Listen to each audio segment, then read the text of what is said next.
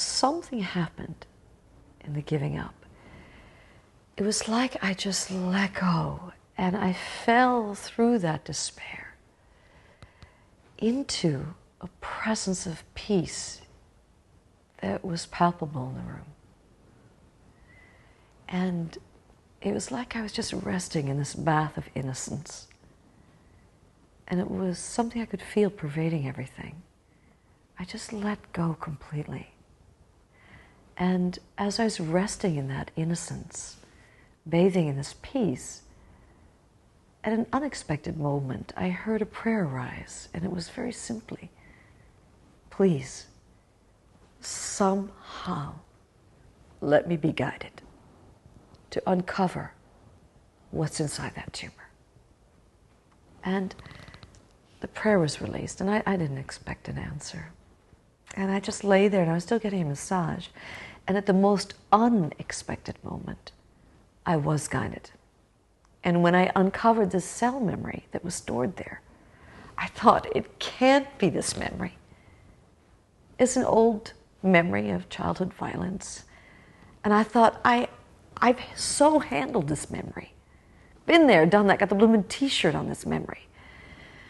And yet my mind was saying, you've handled it, Brandon. My body and my soul were saying, well, you may think you've handled it, but you haven't really.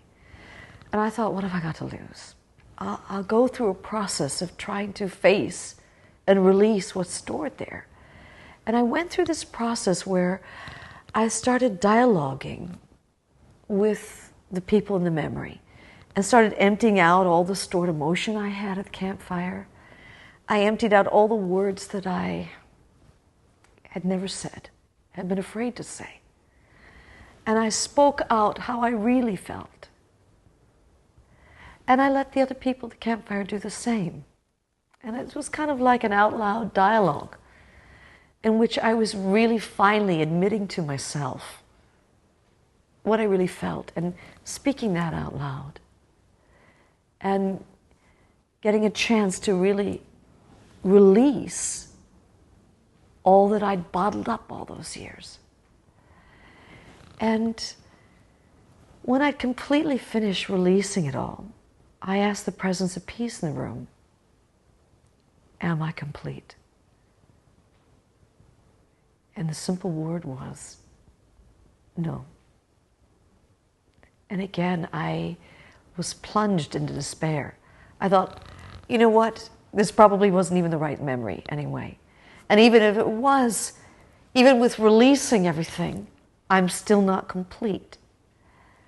And I just lay there having a massage, and once again, the despair just overwhelmed me.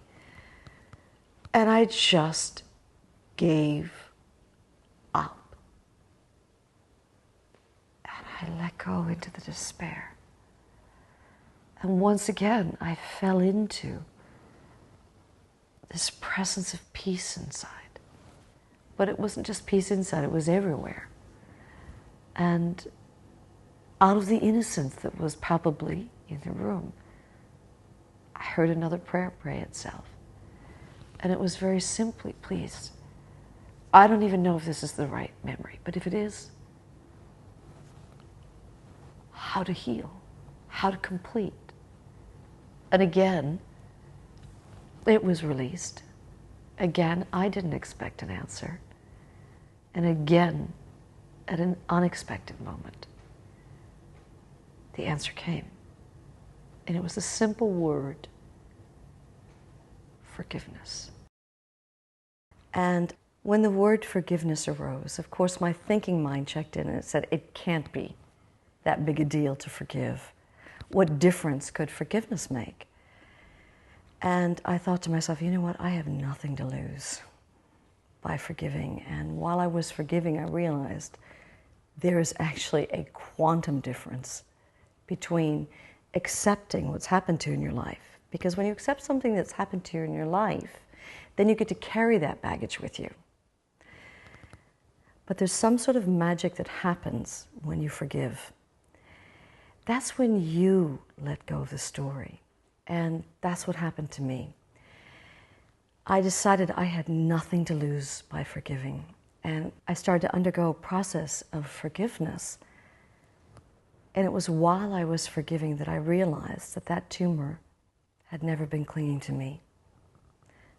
I'd been clinging to it. And I realized in forgiving that 30 years of blame was finally over. And in the very first journey process I did, I found that surrendering into that despair became an opening, a gateway into that peace inside, into that innocence, into that presence, that potential that is a huge healing potential. And I often call the emotions being a gateway to your own soul. And what happens with most of us in life is that we feel a strong emotion, and the first thing we do is shut it down or try to explain it away or push it under carpet or figure out why it's here. And what I found with emotions is if you welcome them and you really allow them to be experienced naturally, like a child experienced them, just allowing the emotions to be felt, allowing them here and to be fully met and felt. If you then just feel yourself opening and going into the core of that emotion, it will become a series of openings, which will eventually open you into your own potential, into your own essence. I'm fully aware that Brandon Bayes didn't really heal anything. All that happened is the same part of me that created the tumor in the first place uncreated it. And that part of the gift of that journey was to go on a journey inside myself and to release the old cell memories there so the body and the being could heal. And it was 6.5 weeks later, I then went to Cedars-Sinai Hospital and I had 43 pictures taken. And at the end of that time, I was diagnosed to be absolutely textbook perfect clean, completely tumor-free. And part of that healing journey was I found a means for all of us to get direct access to this infinite potential and stored inside of all of us. This boundless potential that makes our heart beat and our eyes shine and our hair grow. Since undergoing her own amazing healing journey, Brandon has become internationally recognised, releasing several best-selling books, as well as regularly appearing on TV and radio broadcasts around the world. She's also been heavily involved with outreach work and honoured for her contributions to humanity and the planet. All of which stem from the pioneering process work known as The Journey, which she uncovered while healing herself naturally, and she now presents to a global audience.